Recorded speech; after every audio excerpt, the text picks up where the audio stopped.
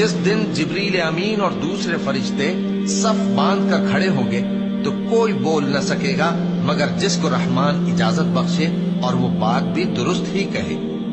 ये दिन बरहक है, बस जो शख्स चाहे अपने परवरदिगार के पास ठिकाना बना ले।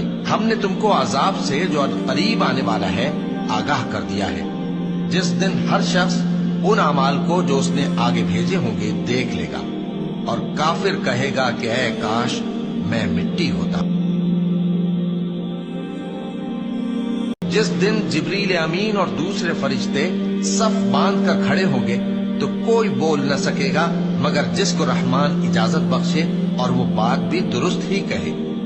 ये दिन बरहक है, बस जो शख्स चाहे अपने परवरदिगार के पास ठिकाना बना ले। हमने तुमको अजाब से जो करीब आने वाला है आगाह कर दिया है, जिस दिन हर शख्स उन अमाल को जो उसने आगे भेजे होंगे देख लेगा और काफिर कहेगा कि ऐ काश मैं मिट्टी होता।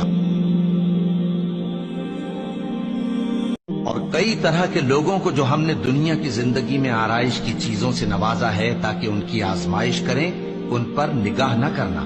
और तुम्हारे परवरदिगार की अता फरमाई हुई रोजी बहुत बेहतर और बाकी रहने वाली है।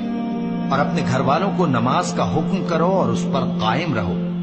हम तुमसे रोजी के खासगार नहीं बल्कि तुम्हें हम रोजी देते हैं और नेक अंजाम अहले तकवा का है।